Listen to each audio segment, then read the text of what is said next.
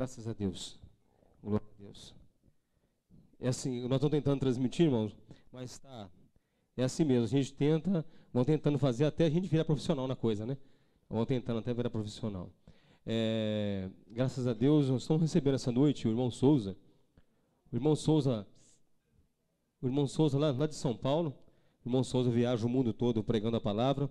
Está conosco aqui essa noite, graças a Deus. Temos também a presença do pastor Rubens, está ali atrás.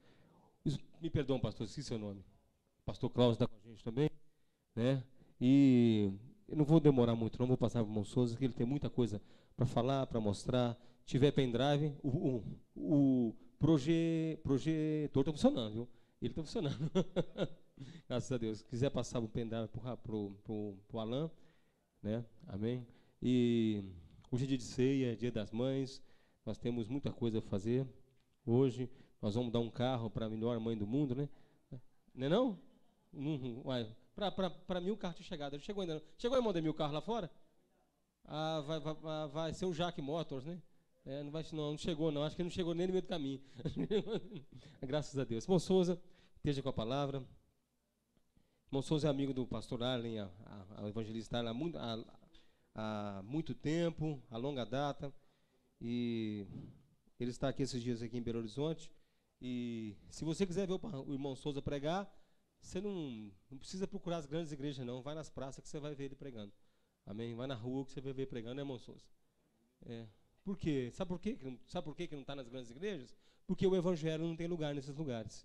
O evangelho não tem lugar nas grandes igrejas. O evangelho, o lugar dele mesmo, sobrou as praças, né? As praças e alguns poucos lugares para você pregar o evangelho, né? O pastor Arlen, o irmão Arlen podia estar pregando na Lagoinha, uma hora dessa, na Getsemane, né? Né, pastor Arlen? Podia estar pregando na Getsemane, uma hora dessa, na Lagoinha. O irmão Souza na Lagoinha levando o evangelho. Afinal, é o povo evangélico, né? Não é o povo evangélico? Então, eles têm que receber o evangelho, né? Mas eles não gostam muito disso chamado evangélico, não. Para eles, o evangelho é muito fraco para eles. Eles querem coisas mais altas, né?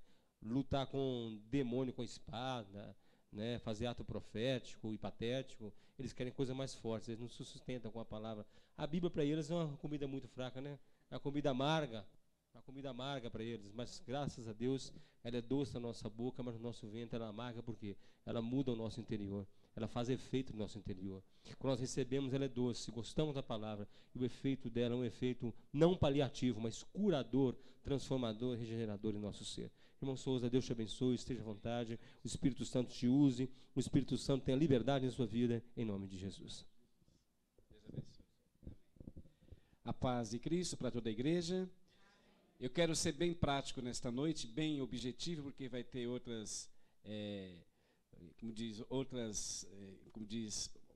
algo interessante, vou dizer outras mensagens, mas vai ter outros eventos, que é a Santa Ceia, que é um evento muito importante, o Dia das Mães também.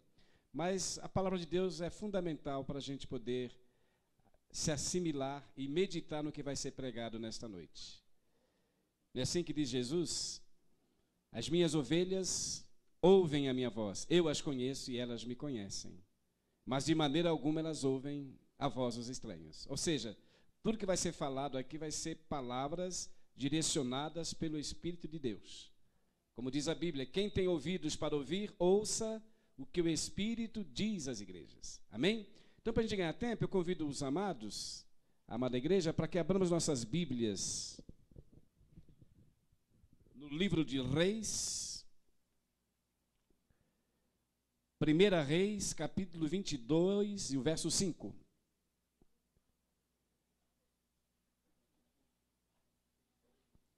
Primeira Reis 22 e o versículo 5.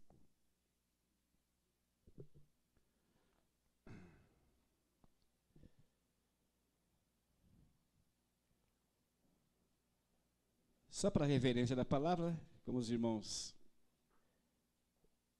já se levantaram, eu quero ler então com os amados, 1 Reis 22, o verso 5. Está registrado as seguintes palavras: Disse mais Josafá ao rei de Israel: Consulta, porém, primeiro hoje a palavra do Senhor. Então o rei de Israel ajuntou os profetas, quase 400 homens, e disse-lhes: irei a peleja contra Ramote de Gileade, ou deixarei de ir? E eles disseram: sobe, porque o Senhor o entregará na mão do rei. Disse, porém, Josafá: não há ainda algum profeta do Senhor ao qual possamos consultar? Então disse o rei de Israel a Josafá: ainda um homem por quem podemos consultar ao Senhor, porém eu o aborreço, porque nunca profetiza de mim bem, mas só mal. Este é Micaias, filho de Imlá. E disse Josafá: não fale o rei assim. Então o rei de Israel chamou um eunuco e disse-lhe: traz-me depressa Micaias, filho de Imlá. E o rei de Israel e Josafá, rei de Judá, estavam sentados cada um no seu trono, vestidos de vestiduras reais, na praça, à entrada da porta de Samaria, e todos os profetas profetizavam na sua presença. No verso 13, para não ser muito extenso. E o mensageiro que foi chamar a Micaias falou-lhe, dizendo: vês aqui que as palavras dos profetas a uma voz predizem coisas boas para o rei. Seja, pois, a tua palavra como a palavra de um deles, e fala bem. Porém, Micaias disse: vive o Senhor, o que o Senhor me disser, isto eu falarei. Só até aqui, os irmãos podem se assentarem. Amados, pregar a palavra de Deus não é um ato de vaidade para a gente se projetar ou querer ser o centro das atenções. Pregar a palavra, para mim, na minha concepção, é a maior responsabilidade que nós cristãos temos diante de Deus. Porque a palavra de Deus, ela não pode ser maquiada, ela tem que ser pregada dentro das normas que Deus estabeleceu. Há uma passagem na Bíblia que diz o profeta: quem tem a minha palavra, fale, mas fale com verdade. E a verdade não agrada a maioria. A verdade incomoda. A verdade traz à tona a nossa hipocrisia. Lembra que Paulo diz que a palavra de Deus é como uma espada de 2 fios, que penetra na divisão da alma, das juntas e medulas, e é apta para discernir os pensamentos dos homens. Por isso que a maioria, desde o começo da criação, o homem se revolta contra essa palavra. E o que acabamos de ler aqui é interessante. O rei mandou que viessem os profetas, mais de 400 profetas. E esses 400 profetas profetizavam aquilo que o rei queria ouvir. E eles cortejavam o rei. Ou seja, eles agradavam ao rei com palavras boas. Mas quando foram chamar Micaias, o rei diz: eu aborreço esse homem, porque ele só profetiza de mim o que é mal, nunca o que é bom. Quer dizer que os 400 profetas é que eram bons mensageiros, bons homens de Deus. E Micaias, porque pregava a verdade, era repudiado pelo rei e pela sociedade também. Porque todo aquele que fala a verdade não é benquisto. Ele não é agradável. E você sabe que no decorrer dessa leitura, quando intimidaram a Micaias, disseram assim para ele: olha, fala as palavras como aqueles 400 falaram, isto é, a mesma linguagem. Vê bem o que você vai falar. Mas Micaias diz: o que o Senhor me disser, isto eu falarei. Será que hoje não acontece nos nossos dias também? Líderes de igrejas, mundialmente falando, não estamos aqui para julgar. O líder, ele determina que os seus obreiros, os seus submissos lá à igreja, falem a mesma linguagem deles. Se é para pregar prosperidade, foca em prosperidade na igreja. Foca em cura. Preguem que a pessoa que depositar suas economias no altar de Deus vão ser abençoadas. E essas pessoas, esses líderes, manipulam os seus comandados. E eles fazem aquilo que os seus líderes pedem. Como acontecia aqui. O que o Senhor quer de você e de mim é que você tenha prazer de receber a palavra dele como ela é, do jeito que ele quer. Porque tudo que Deus projeta é para o bem-estar de cada um de nós. Não está escrito? Nem só de pão viverá o homem, mas de toda a palavra que procede da boca de Deus. Toda a palavra sempre foi para restaurar, para libertar. Nunca Deus envia a palavra com o propósito de condenar um homem, mas sim resgatá-lo, libertá-lo. Mas quando o profeta Micaias foi pregar para o rei ficou indignado após a pregação, ou após a mensagem.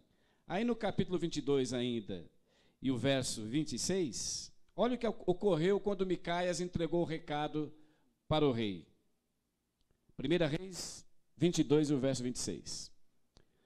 Então disse o rei de Israel: tomai a Micaias e tornai a trazê-lo a Amon, chefe da cidade, e Joás, filho do rei, e direis: assim diz o rei, metei esse homem na casa do cárcere e sustentai-o com pão de angústia e com água de amargura, até que eu volte em paz. E disse Micaias: se tu voltares em paz, o Senhor não tem falado por mim. E disse mais: ouvi todos os povos. Que autoridade que aquele profeta Micaias tinha. Levaram ele num cárcere, deram água de amargura, né, pão de angústia, e o rei diz: olha, metei esse homem no cárcere até que eu volte em paz. Só que esse rei, olha que você lê todo esse texto, o rei não voltou em paz, ele morreu na batalha. Sabe o que diz a Bíblia? Aquele que não recebe a palavra de Deus como Deus quer, ele está assinando a sentença de morte. E é verdade. Porque sem a palavra não há vida, não há luz. Sem a palavra, sem a verdade plena, não há meio de Deus operar. Deus opera só através da palavra. Não é assim que Paulo diz lá em 1 Coríntios, capítulo 1, verso 21? Paulo diz assim: aprouve a Deus salvar os que creem pela loucura da pregação. Então a palavra é para salvar. Mas o rei não quis receber a palavra do profeta, mandou ele para o cárcere, só que o rei morreu na batalha. E o profeta foi bem taxativo: se tu voltares em paz, o Senhor não tem falado por mim. E realmente provou que Deus falou através do profeta. Porque o rei, mesmo sendo o rei, uma autoridade máxima de Israel, que era o rei, ele morreu na batalha. Se o rei ouvisse um profeta e não ouvisse os 400, como diz, picaretas da época, aquele rei não seria condenado, não seria morto, se ele desse crédito à palavra do homem de Deus. Por isso que a Bíblia diz: aonde não há profecia, o povo se corrompe. Se a profecia não vem do Senhor, todos nós somos corrompidos. Como aqueles 400 profetas corrompiam toda aquela nação e ainda queria corromper um homem só. Acho que eles pensaram: nós somos 400, nós somos maioria, vamos pressioná-lo para ver se ele cede. Mas Micaias não cedeu àqueles 400 profetas. Sabe o que eu deduzo na nossa vida diária aqui, no nosso dia a dia? Hoje há milhares e milhares de ministérios, é verdade, de movimentos evangélicos. E as pessoas vão através daqueles movimentos que agradam. Mas se você focar a palavra, viver dentro das normas da palavra, você não vai ser bem recebido. Como Micaias não foi. Micaias foi levado a um cárcere. E deram pão de angústia e água de amargura para aquele homem. Só que Deus honrou Micaias. E a palavra de Deus prevaleceu. Por isso que a Bíblia diz: a palavra que sair da minha boca não voltará para mim vazia, mas fará aquilo que me aprouve. E vai fazer. Querendo ou não, a palavra vai ter o seu cumprimento. Como diz o apóstolo Paulo: todo homem seja mentiroso, mas Deus seja verdadeiro. E o que Deus decreta na palavra vai ter o seu cumprimento. Talvez não tão já como alguém espere, mas lá na frente ela vai ter o seu cumprimento. Eu digo não tão já, Porque Deus quer dar tempo para a pessoa se arrepender, para a pessoa consertar a sua vida diante dele. Não é verdade? Ele não quer destruir ninguém, mas a pessoa tem que se consertar. Porque a palavra, ela é para restaurar e trazer o povo ao arrependimento. E Deus usou outros profetas, eu vou citar mais um daqui, ou mais dois. O outro foi Jeremias. Deus deu uma incumbência para o profeta Jeremias falar do jeito que Deus pediu para ele. E olha que interessante o que aconteceu com Jeremias. Abramos nossas Bíblias, por gentileza. Jeremias, capítulo 26, e o versículo 1. Micaias foi levado ao cárcere, e sustentado com pão de angústia e água de amargura, porque pregou a verdade para o rei. Agora, Jeremias, depois de muitos séculos, porque Jeremias já passaram-se talvez séculos que o profeta Micaias tinha profetizado lá em 1 Reis. Jeremias 26, e o verso 1. Vou ser bem prático aqui para não tomar tempo, porque essa leitura é um tanto extensa. Jeremias 26, verso 1, está registrado as seguintes palavras. No princípio do reinado de Jeoaquim, filho de Josias, rei de Judá, veio a palavra do Senhor, dizendo: assim diz o Senhor, põe-te no átrio da casa do Senhor, e diz todas as cidades de Judá que vêm adorar na casa do Senhor todas as palavras que eu te mandei que lhe dissesse. E não se esqueças de nenhuma palavra. Bem, pode ser que te ouçam e se convertam cada um do seu mau caminho, e eu me arrependa do mal que intento lhes fazer-lhes, por causa da maldade das suas ações. Dize-lhes, pois, assim diz o Senhor, se não me derdes ouvidos para andardes na minha lei, que pus diante de vós, para que ouvisseis as palavras dos meus servos, os profetas, que eu vos envio, madrugando e enviando, mas não me ouvistes, então farei que esta casa seja como Siló, e farei desta cidade uma maldição para todas as nações da terra. E ouviram os sacerdotes e os profetas e todo o povo a Jeremias anunciando estas palavras na casa do Senhor. E sucedeu que, acabando Jeremias de dizer tudo quanto o Senhor lhe havia ordenado que dissesse a todo o povo, pegaram nele os sacerdotes e os profetas e todo o povo, dizendo: certamente morrerás. Queridos, incrível que essa leitura que nós acabamos de ler, ninguém foi a favor do profeta, nem os sacerdotes, nem os profetas e nem o povo. Isso que todo o povo, isto é, todos num comum acordo disseram: vamos matar esse homem. E Jeremias só não morreu porque Deus o livrou. Diz que Jeremias foi lançado num calabouço e se atolou no meio do barro. E ficou lá dias e dias comendo pão também e bebendo água. Você vai ver depois no texto. Será que nós estamos isentos disso no nosso século XXI, quando você busca servir a Deus em espírito e em verdade? Você não vai ter oposição. E diz aqui que a oposição foi dentro da casa do Senhor. Não foi lá fora, na casa do Senhor. Profetizaram na casa do Senhor. E outra, aquelas pessoas vinham para adorar ao Senhor na casa do Senhor. Diz as minhas palavras, a todo o povo de Judá que entrais por essas portas para adorar-lhes ao Senhor. Hoje aqui no Brasil tem milhares e milhares de templos superlotados e todos estão ali na casa do Senhor. Ou não estão? Ainda mais o Brasil, que é o chamado do país evangélico. Mas será que todas essas milhares de pessoas que estão hoje na igreja estão voltadas para a palavra do Senhor, estão buscando o conhecimento do Senhor? A Bíblia diz: o meu povo foi destruído porque lhe faltou o conhecimento. O povo evangélico é o povo mais fácil de se manipular. Você sabia disso? O povo evangélico é o povo mais fácil de se manipular, de fazer lavagem cerebral. E eles perdem o foco da palavra. Uma vez Jesus dizia para aquele povo da sua época: vós errais por não conhecerdes as Escrituras e nem o poder de Deus. por isso que a maioria está errando o alvo, porque não estão dentro das normas da palavra do Senhor.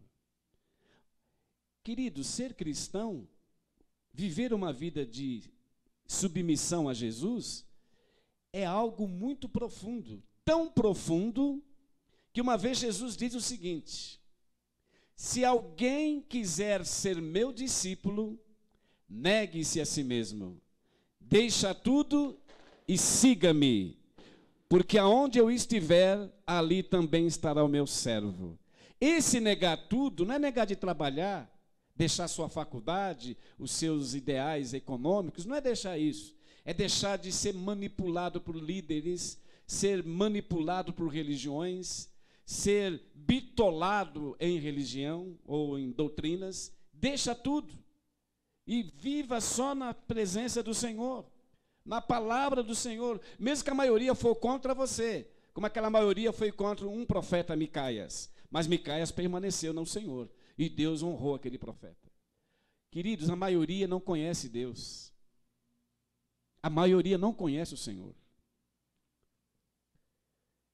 Eu preguei aqui na quarta-feira, falando que aquele povo judeu via Jesus face a face e não conhecia ele. Via os milagres que ele fazia, mas não sabia quem ele era. Vendo os milagres, não sabiam.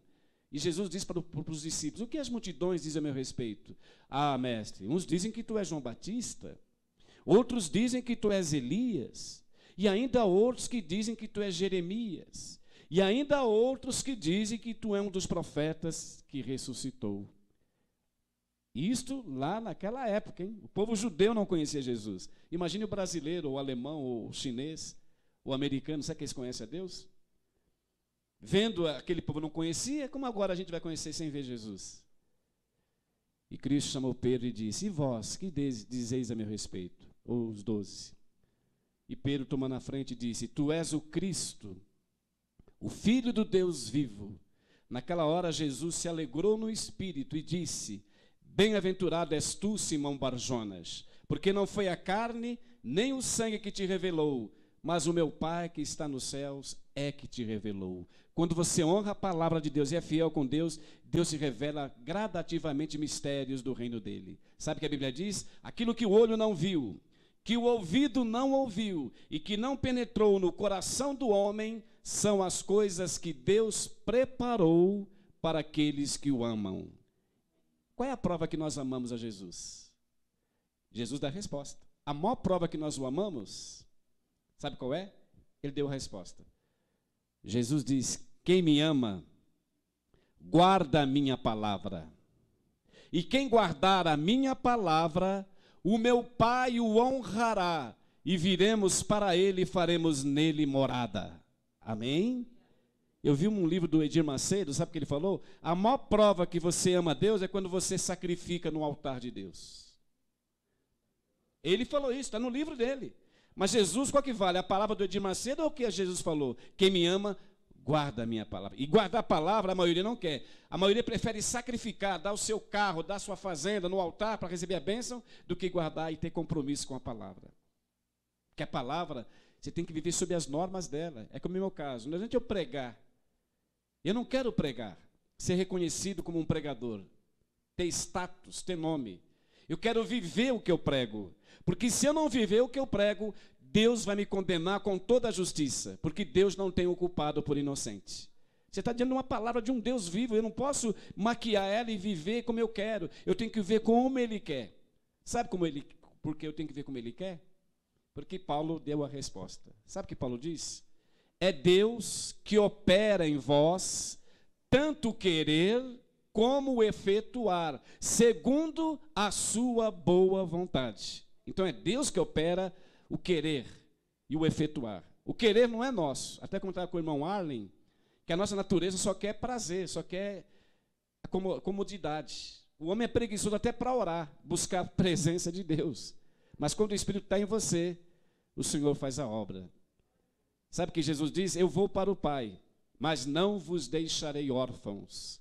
Eis que eu vos enviarei o Consolador, o Espírito da verdade, que o mundo não o conhece, porque não o vê, mas vós o conheceis, porque ele habita em vós, e ele há de guiar-vos em toda a verdade. Não é em meias verdade, em toda a verdade. Amém, queridos? Só através da operação do Espírito Santo é que você pode ser um verdadeiro servo de Deus. Porque Jesus diz, sem mim, nada podereis fazer. Você vai tremer nas bases, quando o mundo se levantar contra você, a própria igreja, os seus líderes, você vai ficar sem equilíbrio, mas se você tiver com a palavra, você vai permanecer fiel com a palavra. Sabe o que a Bíblia diz?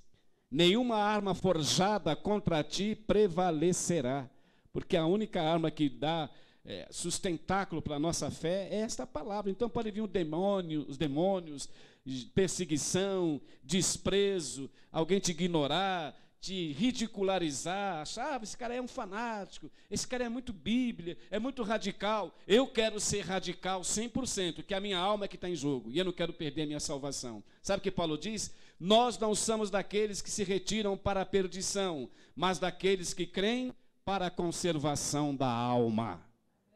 Amém, queridos? E há muita gente se retirando para a perdição. Gente dentro da igreja. Estão buscando doutrinas fora das normas do Senhor. Ser servo de Deus é pagar um preço também. Olha o que Jesus disse: se me perseguiram a mim, perseguirão a vós também.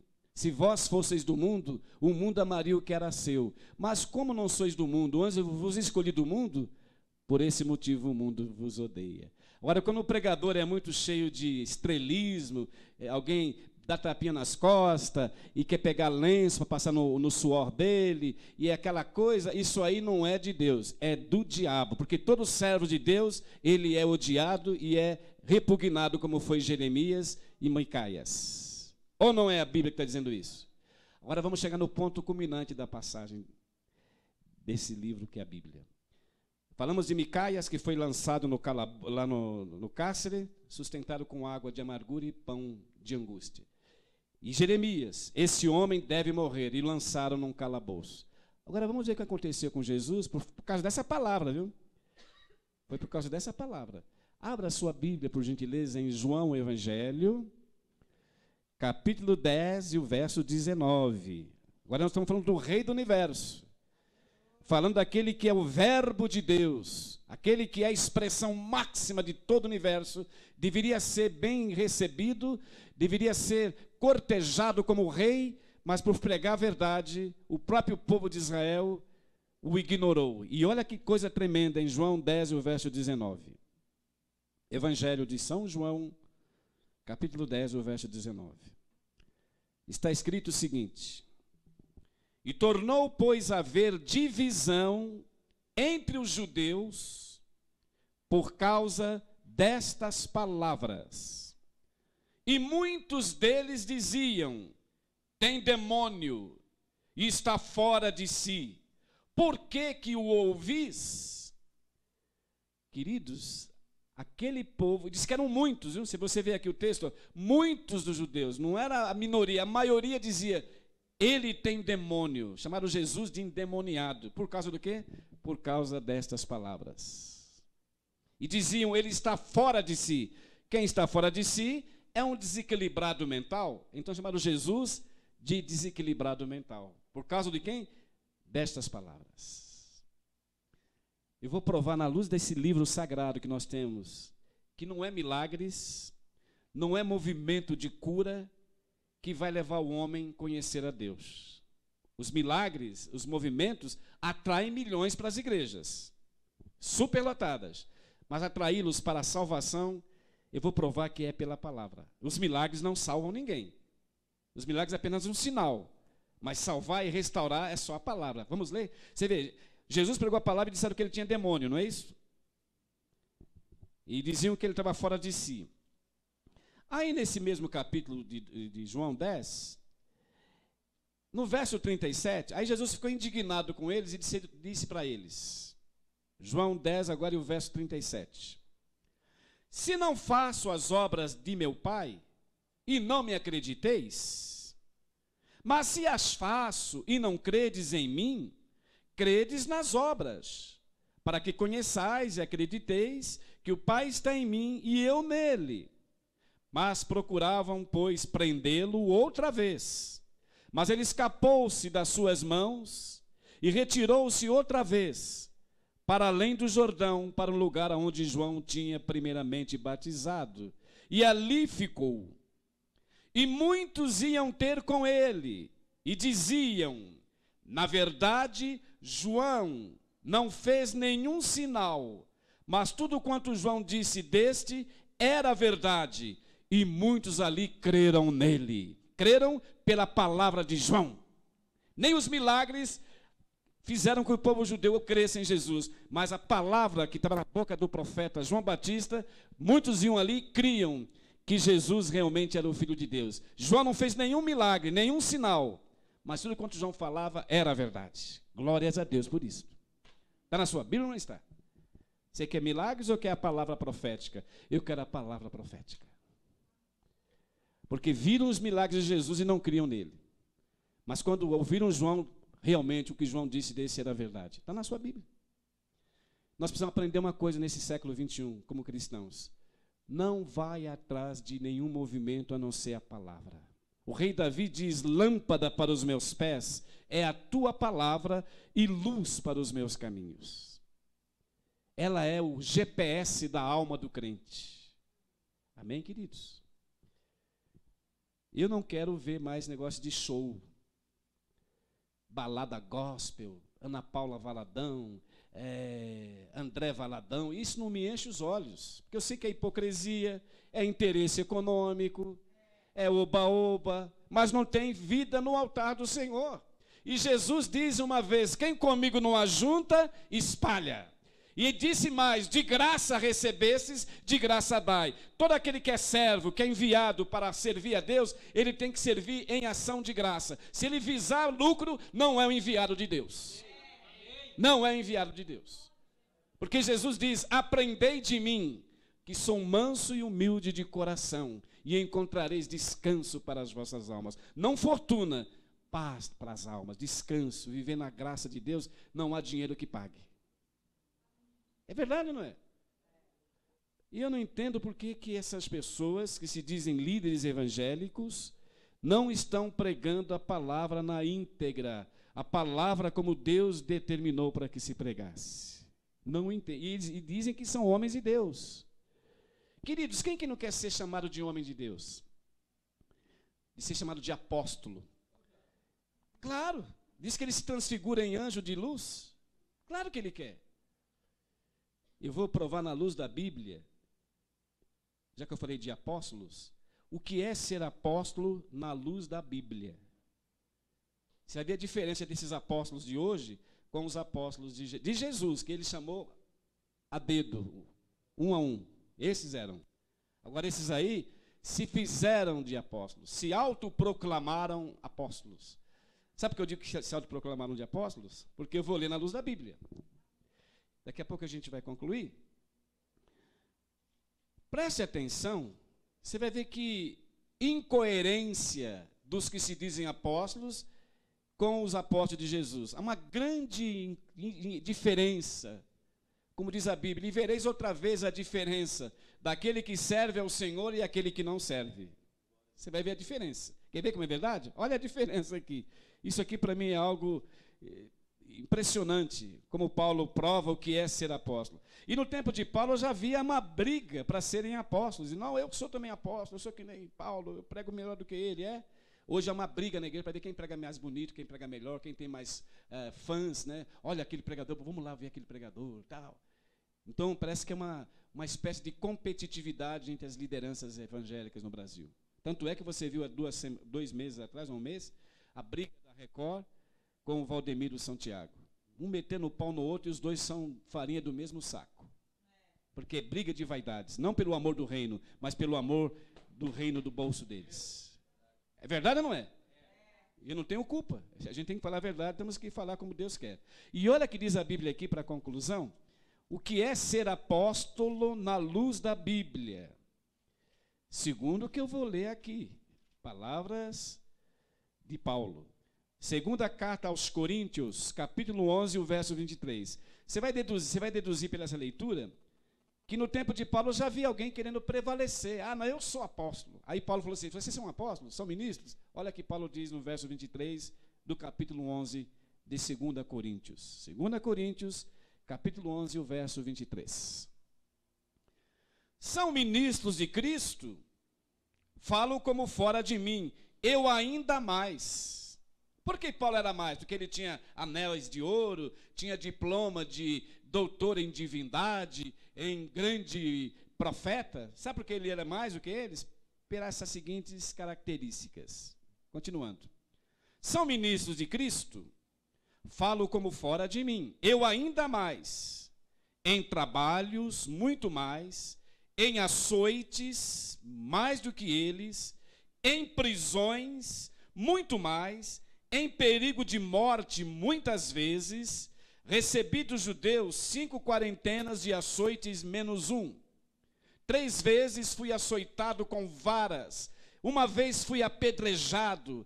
3 vezes sofri naufrágio. 1 noite e 1 dia passei no abismo. Em viagens, muito mais. Em perigos de rios. Em perigos de salteadores. Em perigos dos da minha nação. Em perigos dos gentios. Em perigos na cidade. Em perigos no deserto, em perigos entre os falsos irmãos. Misericórdia. Então é perigoso viver entre falsos irmãos também. Acabamos de ler aqui agora. Querido, será que esses picaretas sofrem como Paulo? Chicotadas, prisões, apedrejado, ficou um dia num abismo. Esses caras ficam em hotel 5 estrelas com ar-condicionado. É verdade ou não é? Não, eu estou dizendo uma verdade, mas Paulo ficou num abismo. Ele saiu do naufrágio, veio uma cobra e o picou, e ele sacudiu a bicha no fogo, e alguém dizia, esse homem vai morrer, porque ele fugiu de um naufrágio, agora vem uma cobra e pica ele. Só que ele sacudiu a bicha no fogo, e quando os bárbaros viram que passou 1 hora, 2 horas, 3 horas, e Paulo todo cheio de saúde, esse homem realmente é um homem de Deus. Alguém pode jogar setas em você, te difamar, desmoralizar, mas sabe o que diz a Bíblia? Aquele que está em nós é maior do que aquele que está no mundo. Maior do que os líderes das igrejas. Respeitamos os líderes. Eu honro os pastores. Deus é testemunha disso. Prego em milhares de igrejas desses 36 anos de ministério. Preguei em vários países da Europa. Louvo a Deus pelas igrejas. Nós não estamos aqui brigando com a igreja do Senhor. Nós temos que denunciar os falsos que vêm contaminar a casa do Senhor com heresias. Nós temos que rechachá-los com a verdade, com a palavra. Porque é a palavra que faz a obra. A palavra que faz a diferença. É a palavra que dá sustentáculo para a fé. Lembra que Paulo diz? A fé vem pelo ouvir, e o ouvir pela palavra de Deus. Por que as pessoas têm essa, repugnância de ouvir o evangelho primitivo, o evangelho pleno? O mal desta geração de evangélicos é que eles querem que o evangelho se adaptem a eles, mas eles não querem se adaptarem ao evangelho real de Jesus Cristo. É verdade ou não é? Essa geração é a geração mais perversa na vida cristã. É a mais perversa. Porque demonstra ser aquilo que não são. Tem nome do que vive, mas estão mortos, como diz o Apocalipse. E para concluir, e para a glória de Jesus, eu quero terminar esse texto, ou esta pregação, lendo um texto de Apocalipse. Eu sei que o irmão Arlen, como outros irmãos, sofrem muito quando denunciam pessoas que dizem evangélicos ou pastores estão matando a igreja. Ah, mas esse irmão está julgando, esse irmão está sendo muito antiético. Não é ético falar, denunciar em praça, citar nomes, não é ético. Para a sociedade e para as religiões não é ético, né? Acha que a gente é até mal educado, que a gente é um crente sem nenhuma formação teológica ou não tem um preparo para pregar. Só eles que têm. Agora, quem prega a verdade não sabe. Eu vou terminar lendo Apocalipse, o perigo que nós corremos quando nós não denunciamos os falsos. Você pode ser um bom pregador, uma mulher de Deus, exemplar, não vive na carne, uma mulher espiritual, um homem espiritual. Você pode ter uma fé muito grande, pode ter tudo isso. Boas obras, mas se você não denunciar o pecado e não bater de frente com os falsos profetas ou pregadores desse século, você vai ser reprovado, sabe por quem? Por Jesus Cristo. Vamos ler para terminar? Abra sua Bíblia em Apocalipse, capítulo 2, o verso 23. Vai sintetizar tudo que eu falei até agora. Vai sintetizar o que eu falei desde Micaias, passando por Jeremias, passando por Jesus Cristo, passando por João Batista, e passando por Paulo, que foi muitas vezes humilhado também, jogado no calabouço, chicoteado. Até ele citou várias situações que nenhum desses pregadores passam. Eu também não passo, né? Está falando com o meu Marlon. Nós estamos aqui, temos uma vida tranquila, a gente não é preso, ninguém dá borrachada no nós, porque a gente prega a verdade. Eles sofreram muito, mas nós queremos permanecer nesse mesmo espírito. Sabe o que Paulo diz? Sede meus imitadores, como eu sou de Cristo. Agora, imitar esses picaretas, a gente vai para o inferno com eles. Mas imitar os apóstolos, imitar os profetas, vamos chegar na eternidade. Amém, queridos? É duro, mas é a verdade. Sabe o que eles falou para esses que se dizem profetas ou homens de Deus e não são? Olha o que eles falou para eles. Vocês não entram e querem impedir os que querem entrar. É verdade? Eles impedem com as falsas doutrinas, com as falsas pregações, e a pessoa então morre. O meu povo foi destruído porque lhe faltou conhecimento. Se faltou conhecimento, faltou homens fiéis para levar esse conhecimento ao povo de Deus. Amém? Concluindo a mensagem da noite. Apocalipse, capítulo 2, o verso 23. Olha o perigo que nós corremos quando a gente quer dar uma de maleável e se adaptar às doutrinas das igrejas evangélicas ou de qualquer denominação. Ah, mas está tudo bem, é homem de Deus, temos que respeitar. Preste atenção. Apocalipse 2, o verso 23. Olha que coisa interessante. Diz aqui, Apocalipse 2 e 18. É Apocalipse 2 e 18. E ao anjo da igreja, e a mensagem é para uma igreja, viu? Ao anjo da igreja que está em Tiátira, escreve: isto diz o Filho de Deus, que tem os seus olhos como chamas de fogo. Os seus pés são semelhantes a latão reluzente. Eu conheço as tuas obras. Glórias a Deus, porque Deus nos conhece e conhece as nossas obras. E a tua caridade, e o teu serviço, e a tua fé, a tua paciência, e que as tuas últimas obras são maiores do que as primeiras. Mas tenho contra ti que tu toleras Jezabel, mulher que se diz profetiza, ensinar e enganar os meus servos para que se prostituam e comam dos sacrifícios da sua idolatria. Dei-lhes tempo para que se arrependesse da sua prostituição e não se arrependeu. Eis que eu porei numa cama, e sobre os que adulteraram com ela virá grande tribulação, se não se arrependerem das suas obras. E eu ferirei de morte os seus filhos, e todas as igrejas saberão que eu sou aquele que sonda os rins e os corações, e darei a cada um de vós segundo as vossas obras. Aleluias. Você viu, queridos? Você leu? Você ouviu? Conheço as tuas obras, a tua caridade, a tua fé, a tua paciência, o teu serviço, e que as tuas últimas obras são muito maiores do que as primeiras. Mas eu tenho apenas uma coisa contra ti, que tu toleras Jezabel. Só tolerar já vai desagradar os olhos do rei. E quando o Cristo está contra alguém, sai de perto. Porque ele reprovou esse alguém. Você pode ter todas essas qualidades, mas se tolerar Jezabel, que ensina os meus servos, como diz a Bíblia, a se prostituírem, Deus vai ficar contra nós. Mas se Deus é por nós, quem será contra nós? Pode se levantar quem for, mas se Deus está te honrando porque você pregou a verdade, você vai passar a luta, vai ser chicoteado, vai ser maltratado, mas a verdade continua com você. Paulo diz assim uma vez: nada podemos contra a verdade, a não ser pela verdade. Que Deus os abençoe em nome de Jesus. Amém. Assim. É coisa de 5 minutos, porque eu não quero. Eu vou passar aqui um pendrive, é 5 minutinhos mesmo, pode marcar no relógio. Depois vai para a Santa Ceia e os Dias das Mães. Como diz o ditado, a gente tem que matar a cobra e mostrar o pau. Eu falei tanto de missões, né? Então eu quero mostrar alguns trabalhos que foi feito aí pelo Brasil e pelos outros países. E é coisa rapidinha. Eu vou sentar aqui só para dizer rapidinho. Eu vou. Ele está carregando. Então, enquanto está carregando, você sabe que a palavra de Deus ela só tem um objetivo: nos abençoar.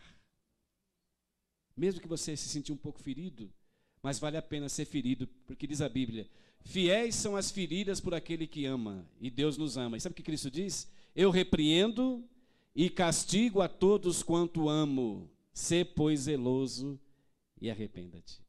Você lembra aquela moça, Elisa Samúdio, amante do jogador Bruno, que está preso agora lá, aqui?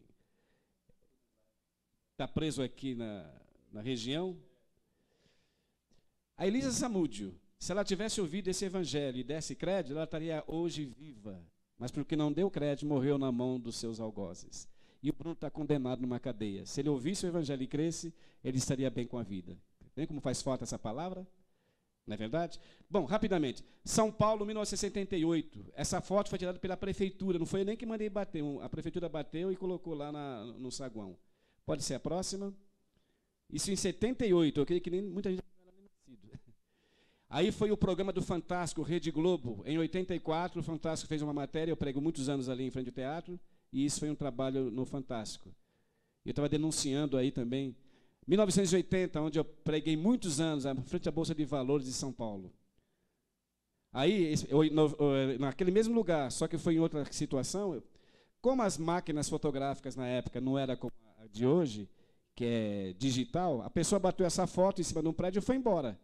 Depois de um tempo, eu fui fazer pesquisa do Ibope, porque eu trabalhava de pesquisa de televisão, fazendo uma pesquisa de Ibope.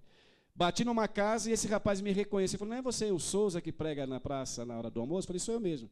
Vamos tomar um café. Eu quero dar essa foto para você. E essa foto, o que nós vemos ali? Um coração de gente. Eu estou no meio e ali formou um coração, mas sem ninguém programar nada. Foi algo espontâneo e foi um flagrante da mão de Deus. Sabe o que Deus me colocou na minha mente?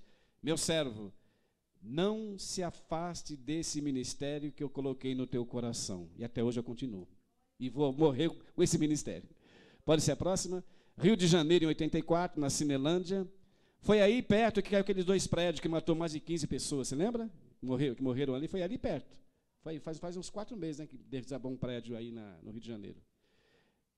São Paulo, 1990. Olha quanta gente para ouvir. Você vai vendo, 78, né? Pode ser a próxima. Aí foi minha primeira viagem missionária, em Londres, em 91. E aí mas ali estava preso no amor de Deus. Né? Que eles ficaram até amigos depois. Você vai ver, tem outra mais explícita. Aí, quando eu trabalhava, como Londres é uma cidade muito cara, eu tinha que fazer missões e trabalhava. Aqueles 2 cozinheiros são ingleses, eu era ajudante de cozinha deles. E procurei evangelizá-los também. E ali é o Rio Tâmisa. O hotel que eu trabalhava era no hotel 4 estrelas. Quando eu fazia hora extra, eu dormia no quarto de hóspede. Isto é, com tudo. Televisão, plasma, tudo, sauna. Porque lá o trabalhador é bem tratado. Se quiser que no Brasil, dorme na casa do cachorrinho lá. Aí foi no ônibus, eu vim de uma fazenda, e dentro dos ônibus eu preguei muito o evangelho dentro desses ônibus ingleses. Né? Eu subia nos 2 andares e embaixo eu falava de Jesus rápido. Eu dizia assim: excuse me, com licença, read the Bible, leia a Bíblia, because the Bible is power of God. Porque o evangelho é o poder de Deus. Jesus Christ loves you. Your life is very important for Jesus. God bless you. O povo, thank you. Alguém diz: mas se dentro do 11 falar de Jesus, não é fanatismo? Alguém pode dizer. E os terroristas da Al-Qaeda? Não jogam bomba dentro dos trens e aviões e ônibus e não matam em nome de Alá? Nós pregamos a palavra de Deus em nome de Jesus também. Amém? Aí foi em Londres, 94. Pensei que está me prendendo, mas todo mundo dando risada ali. Como é bom ser servo de Deus, né? Em qualquer país você louva a Deus e o povo até vem falar com você. Aí eu tinha feito um trabalho ao ar livre. Como eu não falo inglês fluente, quem bateu essa foto foi uma irmã que mora há muitos anos lá, ela que traduziu a pregação na praça. E foi uma benção esse dia. Vi até muçulmano querer me bater, mas a mensagem foi pregada. São Paulo, ano 2000, onde o Arlen já pregou muitas vezes aqui, né? O Arlen já esteve lá várias vezes em São Paulo. Aqui São Paulo, ano 2000 também, na mesma praça, Ramos de Azevedo. Salvador, 2003. Eu tive a honra de pregar em todo o Brasil, isto é, todas as capitais brasileiras eu preguei o Evangelho. Não ficou nenhuma. Eu fiquei 1 ano e meio correndo todo o Brasil. Pode ser a próxima. Londrina, no Paraná, em 2002. Porto Alegre, eu estou de costa ali. Ali era um endemoniado. Dá licença, deixa eu pregar. Não, você é pelo modo da Igreja Universal. Eu falei, dá licença. E o povo lá ouvindo o Evangelho. Aí São Paulo, Praça da Sé, ano 2000. Ali ficou uma roda enorme, né? Aí Lisboa, Portugal foi uma benção, porque aí é um barco que atravessa Lisboa a Almada, que são que nem fosse Rio de Janeiro e Niterói, tem aquelas barcas, e são 2 andares.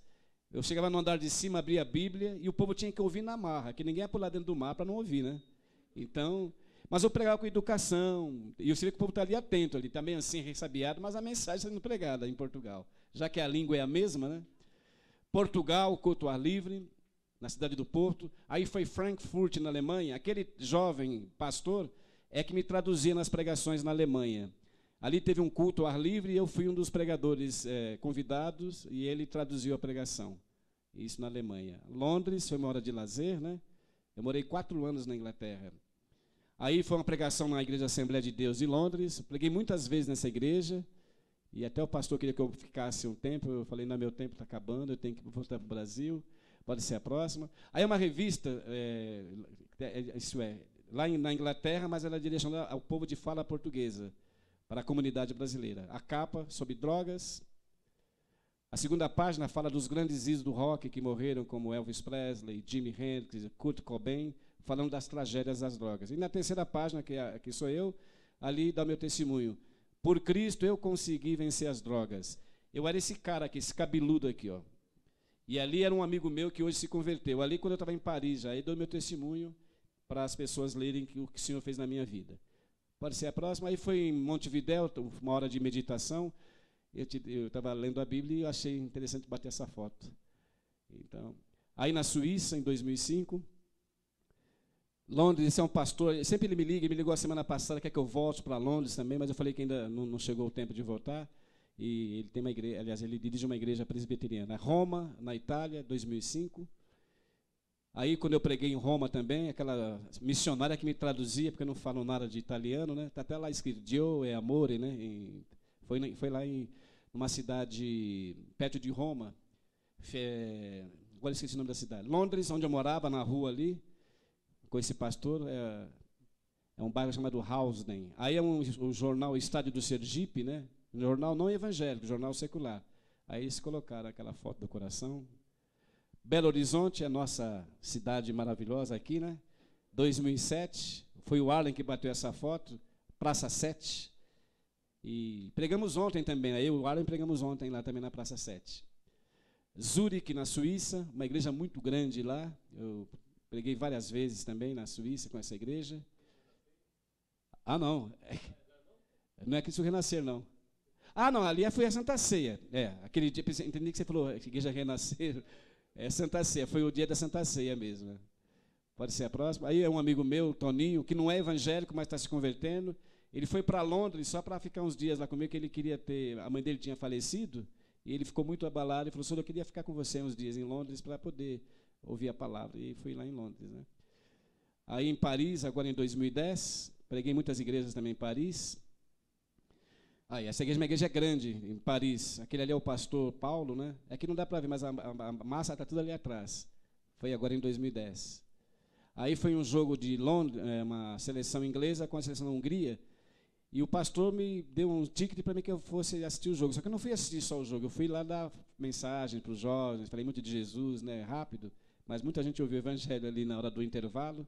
Eu assisti o futebol, porque não é pecado. Pecado é ficar vendo Big Brother, pode entrar que a casa é sua e é só baixaria, mas um esporte não é pecado, não.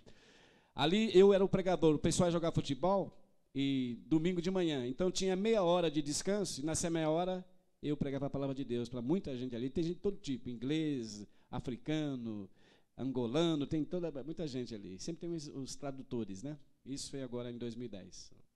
Aí numa igreja em Londres, caminhando juntos, né? Aí o parlamento londrino, de Londres, foi agora em 2010. Outra pregação ao ar livre no campo de futebol. O pessoal ouve com maior atenção, né? E tem que ouvir, porque naquela hora ninguém vai...